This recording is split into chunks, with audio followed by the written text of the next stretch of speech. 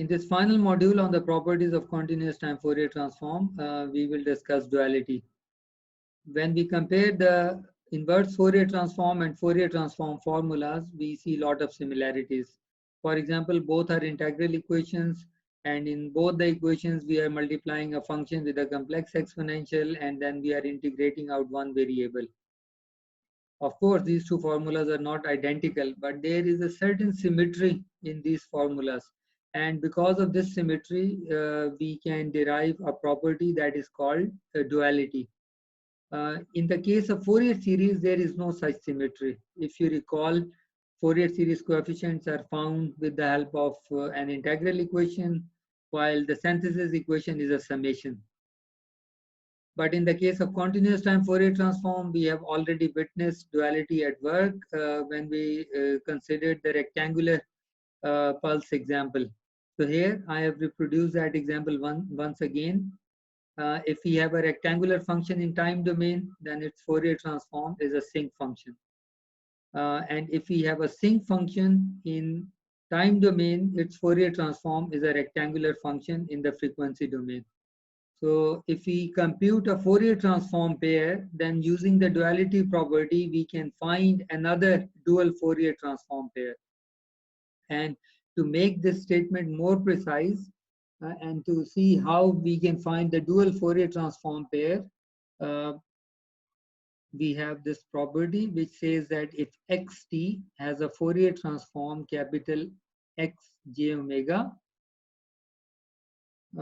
using this Fourier transform pair, we can compute a dual transform pair where the time domain function is capital Xt, whose Fourier transform is 2 pi small x minus j omega. From this construction, we can notice that capital Xt we can find from capital Xj omega simply by substituting omega equal to t. And small x minus j omega, we can find this function from the time domain function xt. We replace t with minus omega and we get this function. So without doing integral computations, we can find the dual Fourier transform pair using the duality property. So the Fourier transform of capital Xt is 2 pi x minus j omega. And we will prove this property. We start from the inverse Fourier transform equation.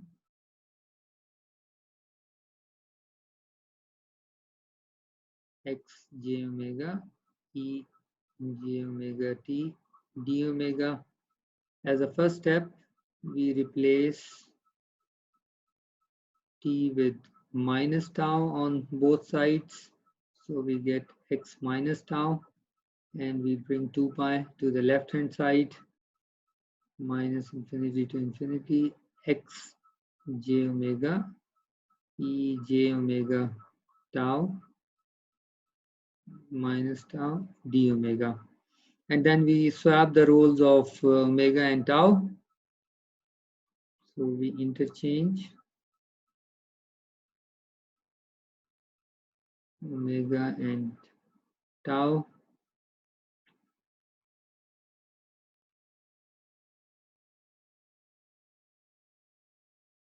Right hand side we get x j tau e minus j omega tau multiplied by d tau. And we can recognize this thing. It is the Fourier transform of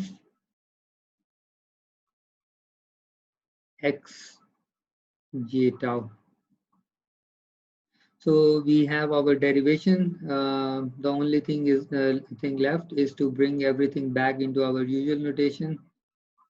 So Fourier transform of function capital Xt is 2 pi x minus j omega. So notation wise, duality property can be a bit confusing because we are replacing the variables of one domain with that of the other. But to remove these confusions and to clarify how we can apply duality property to find a dual Fourier transform pair, let us work out a quick example. In this example, we consider xt, which is a two-sided exponential decay function. And in the practice exercise, I hope you have computed its Fourier transform. Fourier transform of this function is 2 divided by 1 plus omega square. The value of a here is 1. The exponent here is plus 1.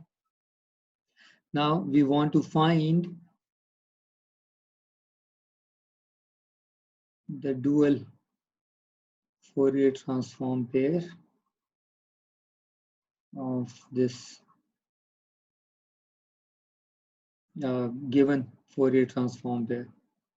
So we have to apply the duality property. We first find capital xt function, and this function is nothing but capital xj omega, where we replace omega with t. So capital xt is 2 divided by 1 plus t square, and then we find x minus omega. X minus omega, we put t is equal to minus omega in this function. So e minus mod omega, and there we have it. We apply the duality property, which says that the Fourier transform of 2 divided by 1 plus t square is 2 pi times x minus omega. In more usual notation, our dual Fourier transform pair is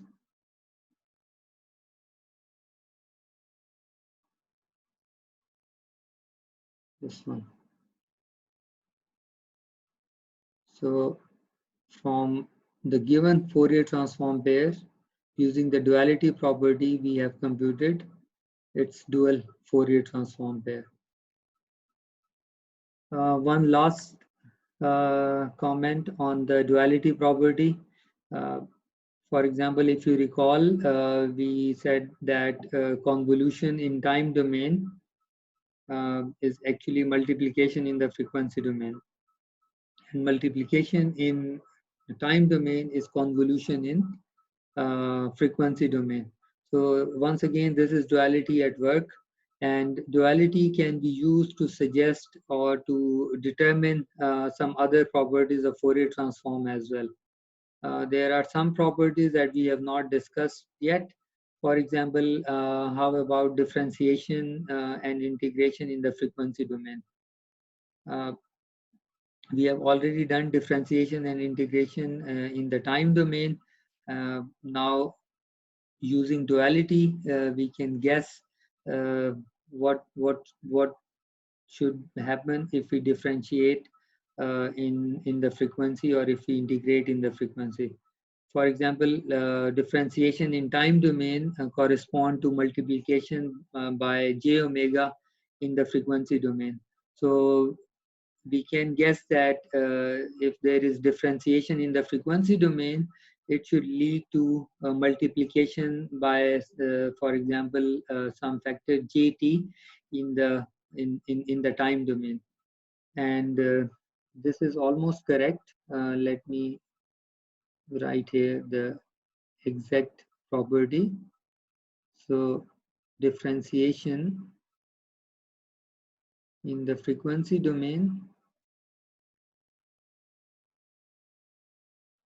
corresponds to multiplication by minus jt in the time domain. So whenever you see a signal in time domain that is multiplied by minus jt, it means that there is a differentiation in the frequency domain. And similarly,